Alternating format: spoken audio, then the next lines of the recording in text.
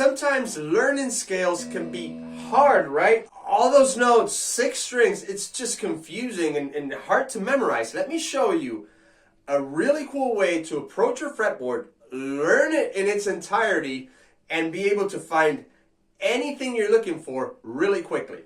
Let's start with a little, very simple shape called the box, something you can find inside of this book that you can download for free. The link is going to be somewhere there, okay? So I'm going to play it in the key of G, the minor pentatonic box. And it's just 4 little notes, shaped as a little rectangle, super easy. That's why it's called the box, right? Now, the cool thing about guitar is that if we treat guitar, instead of 6 strings, we divide them by 3 and treat them in pairs. Each pair of strings does exactly the same thing. So if I find this little box over here, if I want to find the exact same box, exact same notes, exact same sequences in the middle pair of strings, so I'm in 1 and 2, if I want to find it in 3 and 4, I just got to bounce 3 frets lower in pitch. So if I'm here, I bounce 3 frets, 1, 2, 3, bounce to the middle pair of strings, and that little box is right there for me too. So if I learn this, I also know this.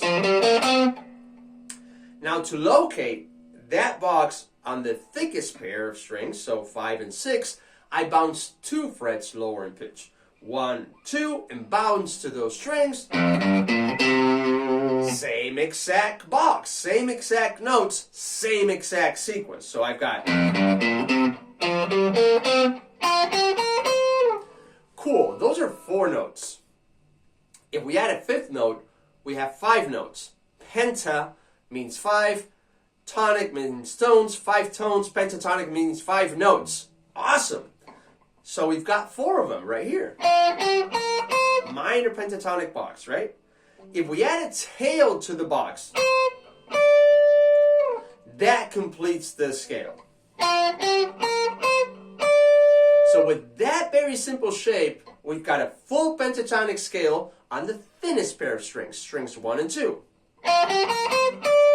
And with that, we can start playing solos, right?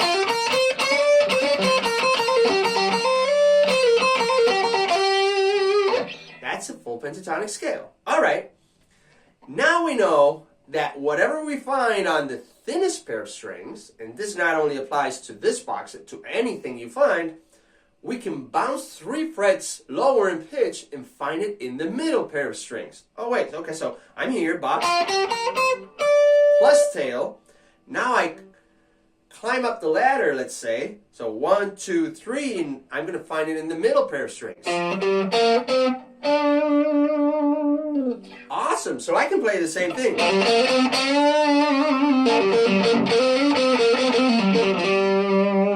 Or I could combine both, right? So I've got. It's exactly the same shape. I can play the same lick. I can play the same everything, but I can play it in 2 places right now, right?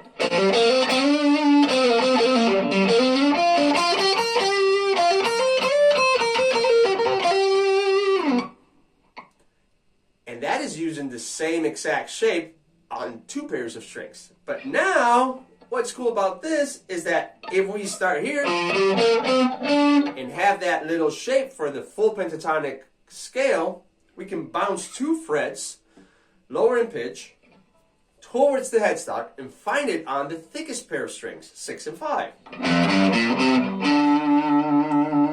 So now with the same shape of only 2 strings, 5 notes, I've got 10 frets. Pretty cool, right? Let's do it in order. So let's start on this 6th string. Box plus tail. Let's jump to the middle pair of strings. Box plus tail. Let's jump to the thinnest pair of strings. Box. And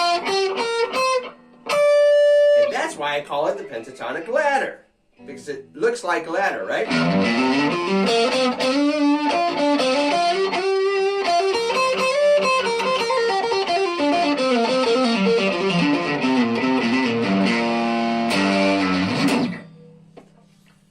pretty cool. And I just played that little shape across all 6 strings, 10 frets. Let me know what you think. If you want more on this, go and download that little book. It's free, and it'll get you started playing amazing solos pronto.